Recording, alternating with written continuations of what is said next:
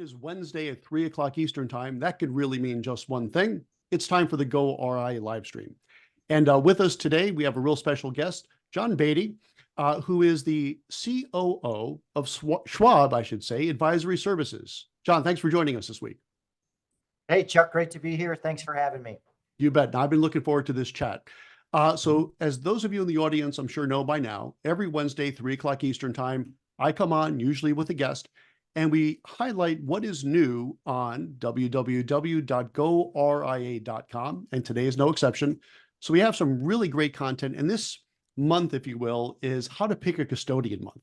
So we have 3 or 4 articles on goria.com right now that are laser focused on what you should be thinking about when choosing a custodian. And we have Jon with us because he was kind enough to share some of his thoughts. And as the COO of Schwab Advisory Services, we thought he was the right guy to ask. So with all that said, Jon, let me kind of tee you up a little bit. And again, we want to have people go to goria.com. So we don't want to give away the full article, but give them a couple of teasers. And in your opinion, when an advisor is looking to leave the broker-dealer world to come to what I like to call the promised land of the RIA space, what should they be thinking about when choosing a custodian? Well, Chuck, I really appreciate the work you're doing here. And I think they should be very excited about that decision because the RIA space is the fastest growing part of the financial services industry, as you know. And when you're selecting a custodian or thinking about a new custodian, you really got to do your homework. You got to go deep on the due diligence. And I would recommend that as you're interviewing potential custodians, you talk to more than one person. You know, certainly they'll have a salesperson or relationship person up front with you, but ask to talk to a lead in service, a lead in technology, a lead on the trading desk. Get opportunities to see the demonstrations of their capabilities. The breadth and depth of the offer is ultimately critical. And I think what you're really trying to decide here, is this a firm that aligns to my mission and purpose as an advisor? Will they help me satisfy my clients and help me grow, compete, and succeed in the marketplace? And doing all of that is critical as the first step to going independent, right? Absolutely. And I tell you what, you brought up something there that I think is really worth re-highlighting. And that is talk to someone other than that business development officer, right? BDOs, by definition, are charming, lovely people. Otherwise, they wouldn't be a business development officer. And that's great. And that's an important purpose. But they're the salesperson, right? And that's cool. But to your point, and I think that's a brilliant one, ask. Let me talk to some of the people in the trenches. Let me talk to some of the service people. Can you expand on that a little bit? Like, what would people expect when they're looking to interview some of those folks at Schwab, perhaps? Yeah, I think you want to look at how they show up. Are they technically sound? Do they understand the RIA business model? Are they dedicated at that custodian to RIA's independent advisors? Or are they serving multiple types of clients? That's something you probably want to know as an advisor.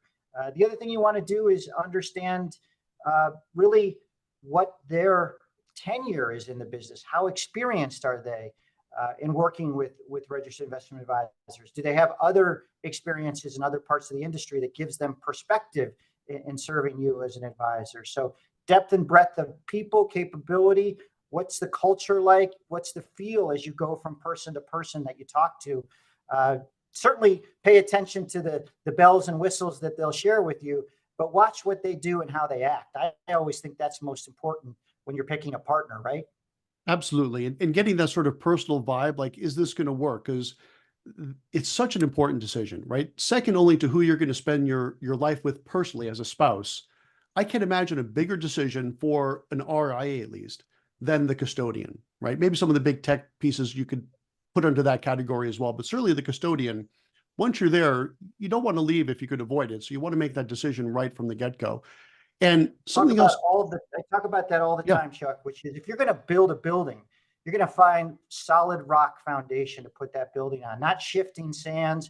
You want a partner that's consistent in strategy. Certainly they'll bring entrepreneurship and some innovations to the business, but consistency day in and day out is so important to advisors because nobody wants to deal with left and right hand turns out of nowhere, right?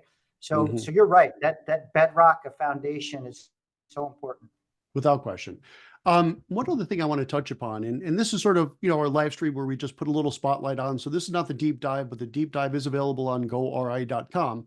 But something else that you touched upon that I thought was useful in the series of articles that are up there right now, which is the idea of size of the custodian, right? Does that matter? Could you speak to that some, please? Yeah, Chuck, and I really enjoyed the article, so I encourage everybody to go take a read. But size, depth, and breadth of a custodian is important. Obviously, they've got to do the basics, opening new accounts, placing trades, all the custodial work. But what comes after that is their value add beyond the basics of that foundational capability. And a larger custodian tends to be a one-stop shop where you can get not only great custodial work, but maybe they have a business consulting unit that can help you think about practice management topics, again, around that theme of grow, compete, and succeed in the marketplace. Do they have programs for your professionals to help them grow within your organization? Do they have lending capabilities? Other things beyond just the basic custodial work there. That's what we think about when we think about large custodians is that breadth and depth of capabilities. And certainly you want to see entrepreneurship within that organization. Do they disrupt the marketplace on your behalf? Do they use their scale to help you compete, either through pricing capabilities or technology, using capabilities from their broad business to help advisors differentiate in the marketplace? Absolutely. And, I'll share kind of a personal anecdote here. And John, you may or may not know this, but in addition to going RIA, which is actually my side gig, I run a firm, an SEC registered RIA called Sovereign, and Schwab is one of our custodians. And one thing I was really excited about with that TD Ameritrade merger was the access to ThinkPipes, which is, I think, some pretty cool technology. And I'm going to be very honest, like I was hearing like, oh, wait times, this and that. So I was like, all right, I really want to sign up for ThinkPipes.